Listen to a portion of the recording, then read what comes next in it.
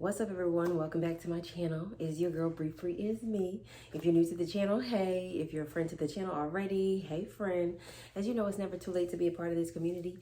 You just have to hit the like and subscribe buttons down below, okay? Because as you know, on my platform, I discuss self-love, healing, how to get to your true and authentic self, and all things that encompasses that. Let's get into today's topic. In this healing journey, you have to make it your purpose to just learn a little bit more about yourself. Take your time to get to know who you are. See how your body, your mind, your emotions respond and how you react in certain environments. So I'm just going to take that as this place is serving as a place of peace and serenity for me until I'm ready to transition again to another setting. Because, you know, being a traveler child, I'm finna move. I am finally in a place where I'm finding home within myself. So wherever I go, I'm taking home with me. All right. I hit y'all with that little deep thing. I hit y'all with the little, see, look, give y'all a little message there. Anywho, y'all, let's get into today's content. So I just want to talk about this healing journey and maybe a couple things that I've learned thus far that I feel that would be helpful to anyone that is also going through this season of getting to know themselves, trying to just be a better person overall for themselves, showing up for themselves, pouring into themselves, and what you could expect from this journey. Because let me tell you something, healing is not for the weak. You hear me? It's not for the weak and it's not for the faint of heart. So one of the things that I have noticed about myself and this healing, listen, once you commit to the process, once you commit to going forward, there truly is no going backwards.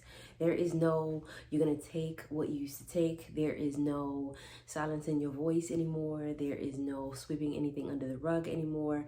There is no, I will never cry again, because now you are a crier, but you're a crier because you're feeling in the emotions and you're feeling and you're taking in what's happening to you.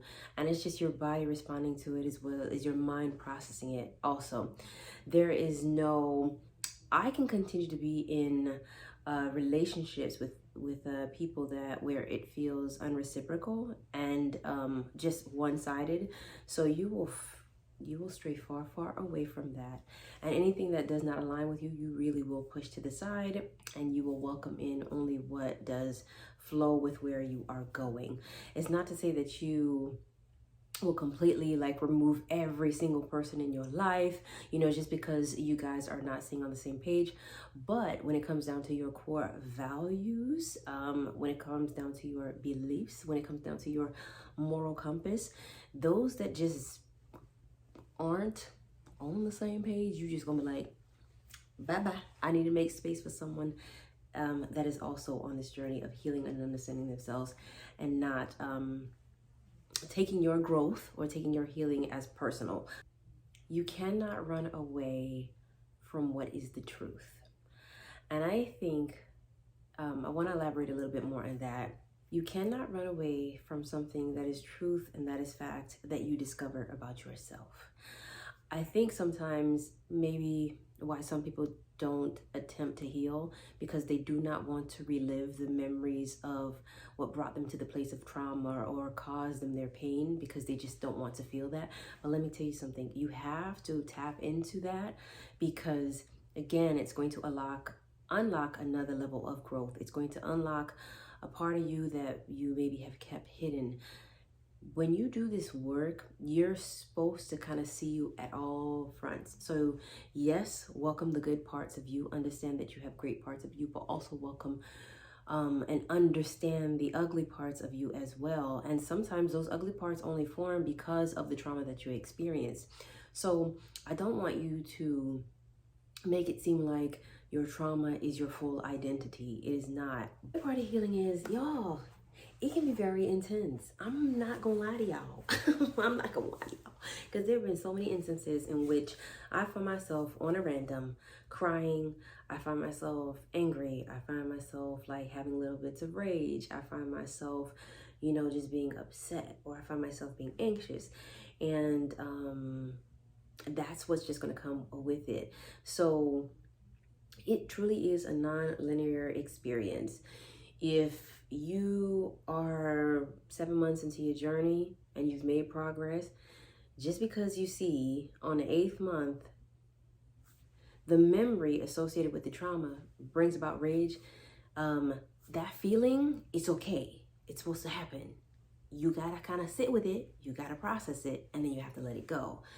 But don't feel as though because you're reliving an emotion that does not mean that you have not healed or you have not made progress, because you have made great progress. So I want you to understand that. Understand yourself, understand your emotions, and kind of just keep going forward. It is so easy, I think, for us as humans to want to revert back to our default. It is so easy to want to step back into our comfort zone. And our comfort zone, although that may be a place in which we feel most at peace, or we believe is the most at peace, and there's no trouble, but you rarely ever grow staying within that comfort zone. So consider your healing as just stepping outside of your box. And I think this is why I challenge people in a lot of ways to just do something different, do something that's not within your norm. If it's taking yourself out to eat, and maybe before you never did, but you always wanted to do it with company, this is the time for you to process, and this is the time for you to participate in just sitting with yourself. If it is trying a new food, if you're someone who just eats the same place all the time, eventually your taste buds ain't gonna want to take to that like it used to. So try something different. If it's traveling, you may not have the means to travel outside of the country. You may not have the means to travel to a different city. But let me tell you something. You can fill up your tank, and you can go up a couple of towns over. You can go to the beach. You just have to explore and see what you feel in that. All of this is basically to just feel your feelings, be present with them, and what does not serve you, you let it go. And then also understand you have to try to regulate your emotions. It may not be an everyday thing, but just to work through the anxiety, to work through the sadness, to work through the grief, to work through you have to kind of just let those feelings be what they are. And that's why I said healing is an intense thing, because you can experience all these emotions sometimes at the same time. Ghetto, by the way. Howsoever, it's all part of it.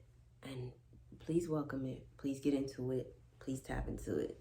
And I want to say the last and final part about healing. Y'all, you are not supposed to come out of this journey perfect. Okay? Because perfect does not exist. You're not supposed to come out of this journey perfect.